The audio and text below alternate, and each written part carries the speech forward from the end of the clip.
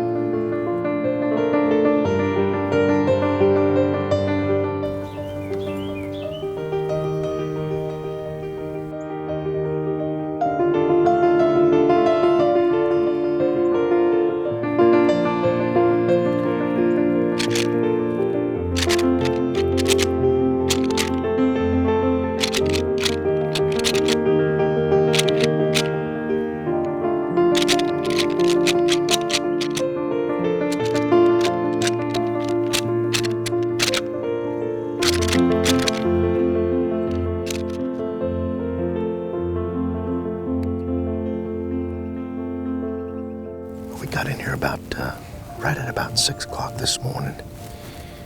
We're basically sitting on a creek that eventually flows into the Canadian River.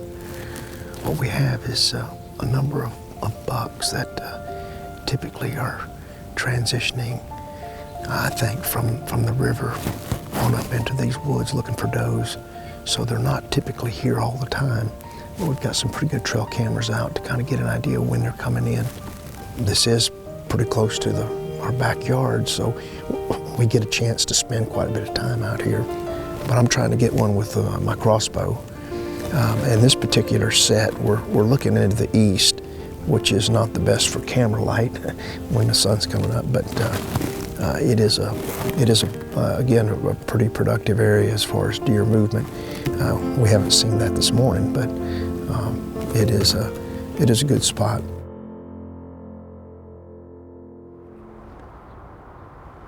Well, hello and welcome to Outdoor Oklahoma. Steve Easom and I have been great friends for a long time.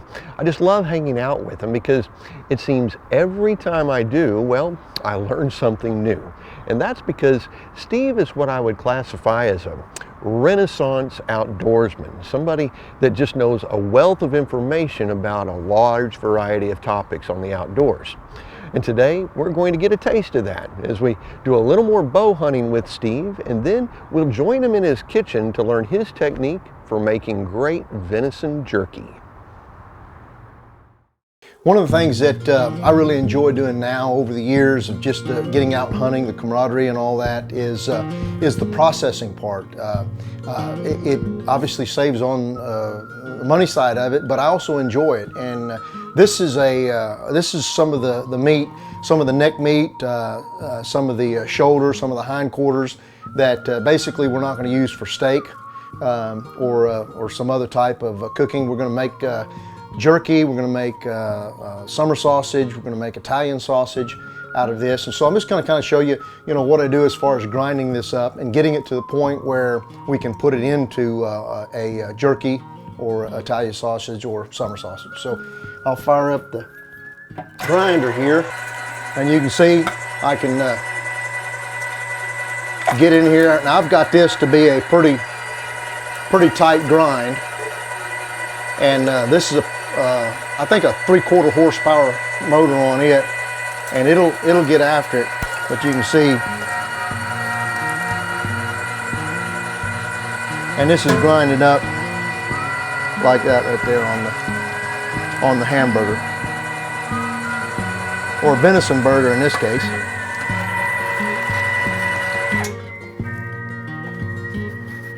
Now we ground for maybe, what, 5 minutes maybe? And we've got that much burger. All right, now that we have this meat ground up, I'll bring it in here, and I like to use a type of food saver that really seals everything good. And so one of the mistake I've made in the past is making my bags too small. So you may actually use a little bit more, but I always like to use a little bit more than what I think I need, because if I don't, then it's hard to get it sealed. And once this end gets sealed, and I already have these bags with one end sealed, and I'm putting about a pound of meat in each bag. So now what I'll do is I'll get my meat and get it inside the bag here.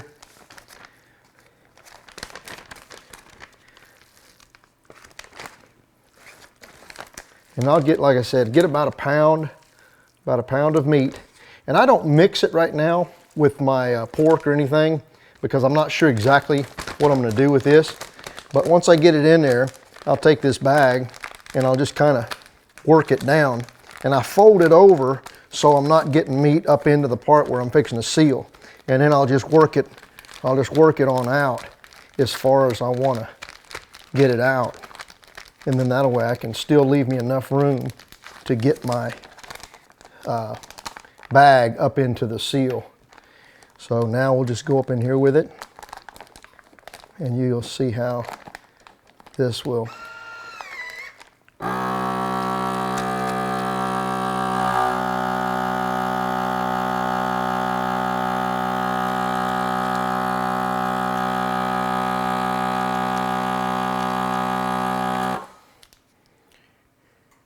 And then we'll get a good seal on it so that the meat is good and packed in there.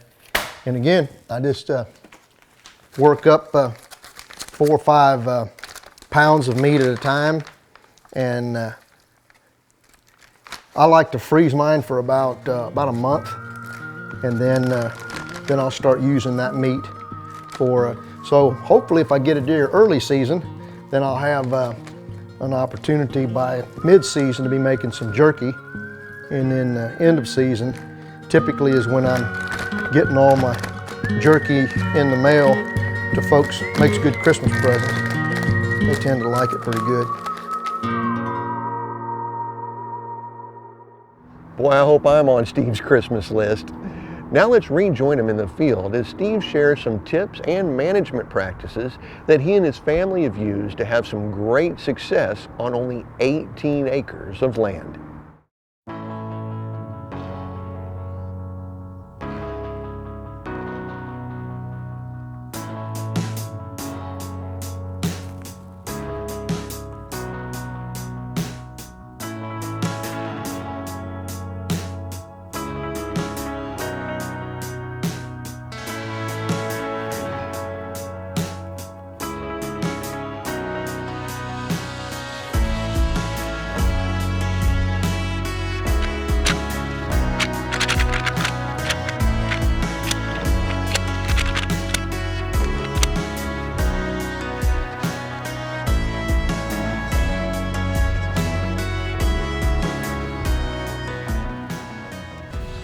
Well, this morning we're hunting with a crossbow, and you know, I think a lot of times people take a crossbow and look at it a little differently than, like, let's say a rifle or a shotgun, just because maybe it doesn't make a big bang or it doesn't shoot as far. But a crossbow can be just as dangerous if not handled properly. So always make sure your hand is below the rail, not just when you're getting ready to shoot, but when transporting it. The other thing is, now obviously we're up in the tree right now, we're finishing up the morning hunt, and I am loaded.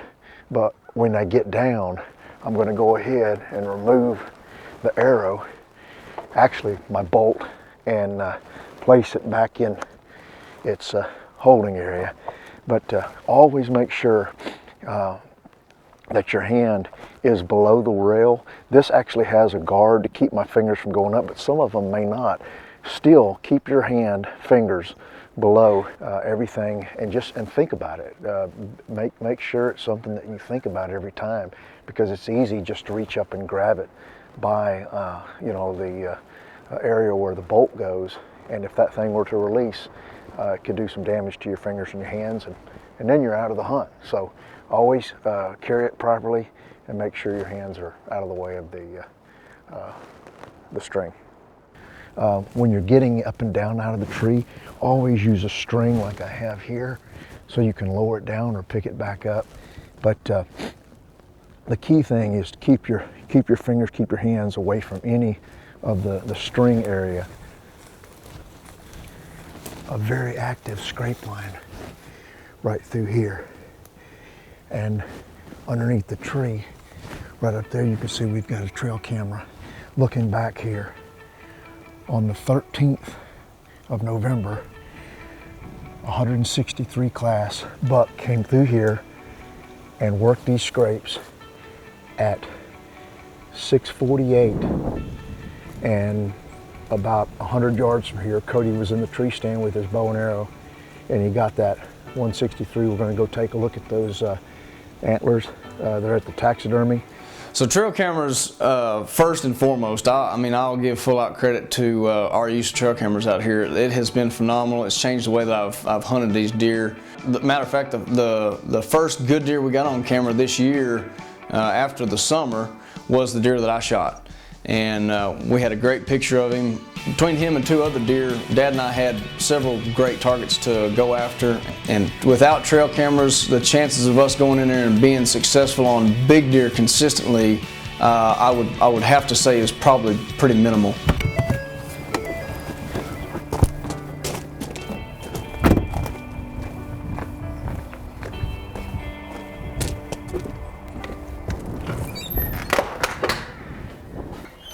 What do you know, Caleb? What's going on, Steve? Well, I understand Cody brought his deer up, and already had mine up here. I hadn't had a chance to see them both together. Yeah, we got them right here. I got them out just a little while ago, messing with them. Wow. Of course, I think I like mine better than Cody's. Of course, his is bigger than mine. Has a lot more mass too. Now, it's interesting because his deer weighed less than my deer. Yeah. Probably by about 30, 40 pounds less. Really? But what's interesting is, we hunt about 18 acres of land, and both of these deer came off the 18 acres.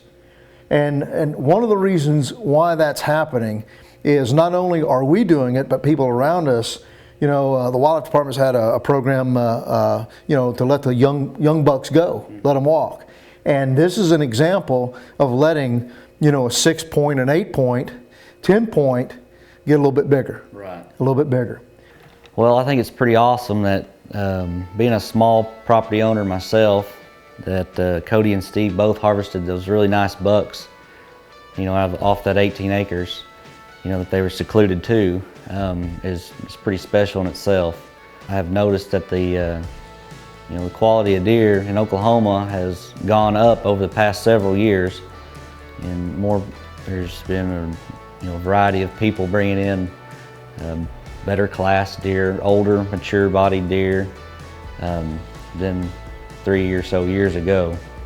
This buck is a prime example of how not only are there great deer in Oklahoma, but there are great deer close to home and on small tracts of land. This deer grows to 163 inches, able to harvest him with my bow 200 yards from my house. I'm literally 15 minutes from a large part of the surrounding part of Oklahoma City, and everything that people typically stereotype about a place that's not great to deer hunt is where I killed this deer. I'm super thankful to be blessed with the opportunity to have the place that we have here, and we're going to stick with them. We got a lot of other big deer on camera out here that I think it'll lead to a great hunting for years to come. Wow, those bucks are awesome, aren't they?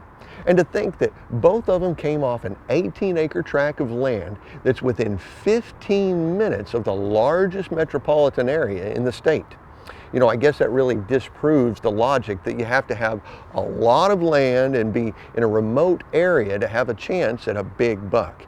It's also a pretty solid argument for our hunters in the know, let young bucks grow emphasis.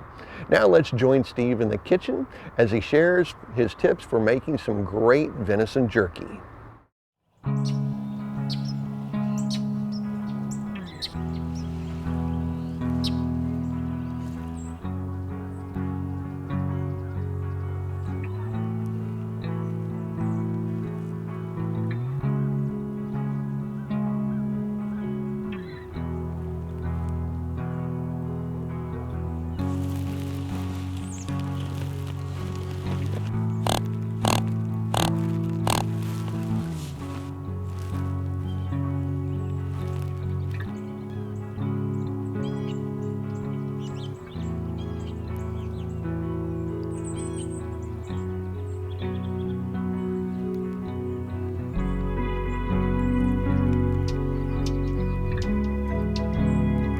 Well, we just had 2 young deer, possibly does, come through.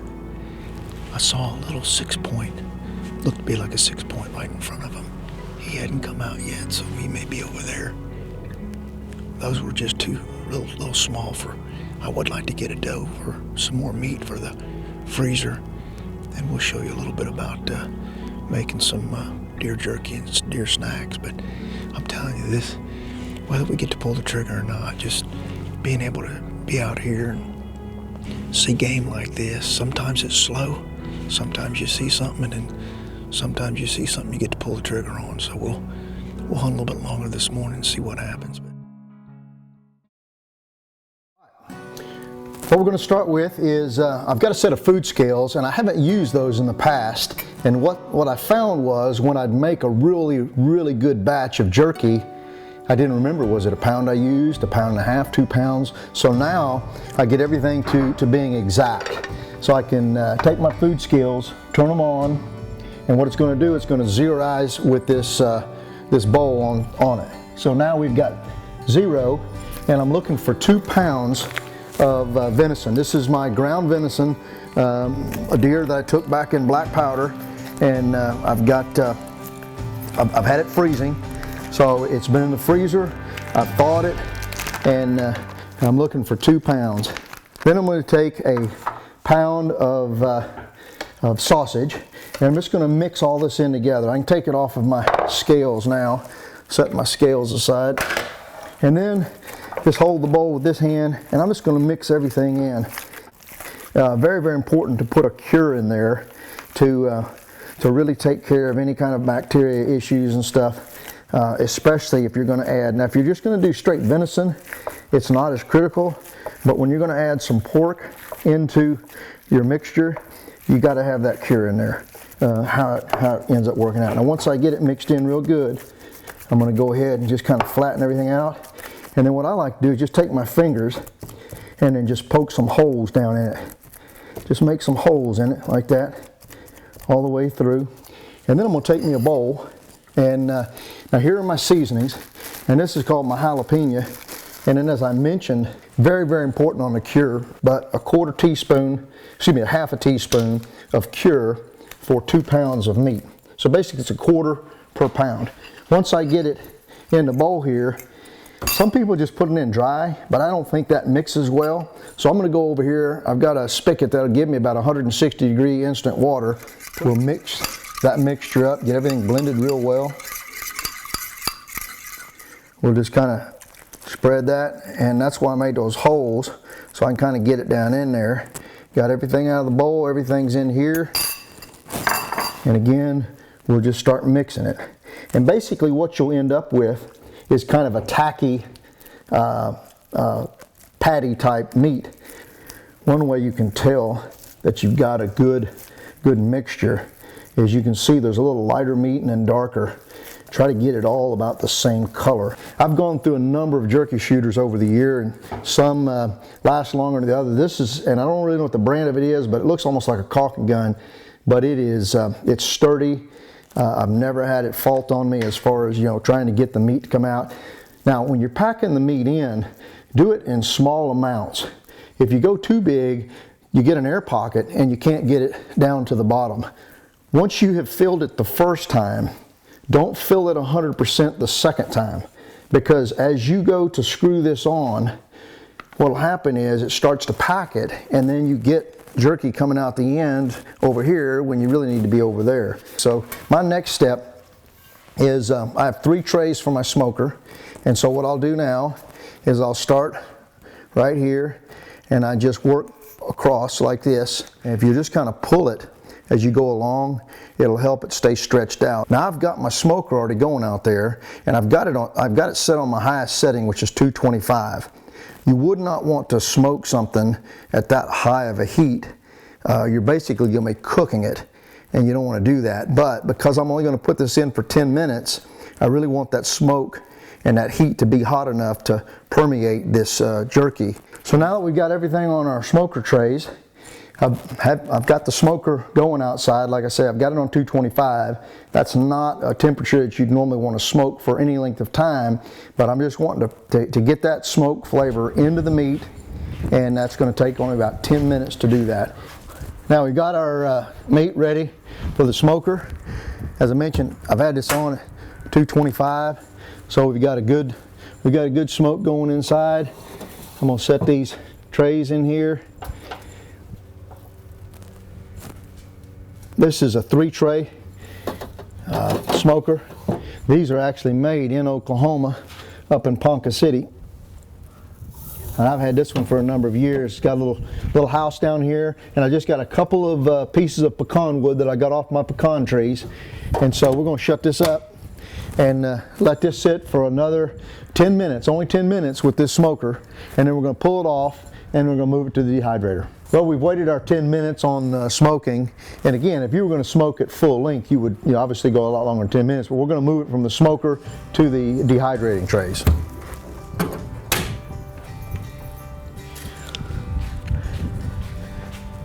Now that we've got the meat smoked, I'll bring it over here on, and then the easiest way I've found to transfer it to my dehydrating trays is just grab the tray that it was on, flip this over, kind of shake it a little bit, and then again, you want to kind of spread this out a little bit so it's not touching. And now you've got that on your dehydrating tray. Try to make you enough that you can fill it all the way full. Now that I have it, I can set my timer here for my hours. I'm gonna put this on 6 hours, and then I've got this set at 145, and then just hit my start, and now this thing will run for 6 hours, shut itself off, and we'll test it. We'll kind of look at the texture of it. If it needs to run another hour, I can set it for another hour and let it run for another hour. We're fixing to have jerky. Well, did I not tell you that Steve is just a wealth of information? And I, for one, am glad that he knows his way around a kitchen as much as he does a tree stand.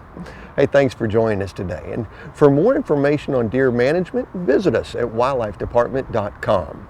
For all of us at your wildlife department, I'm Todd Craighead, and we'll see you right here next time on Outdoor Oklahoma.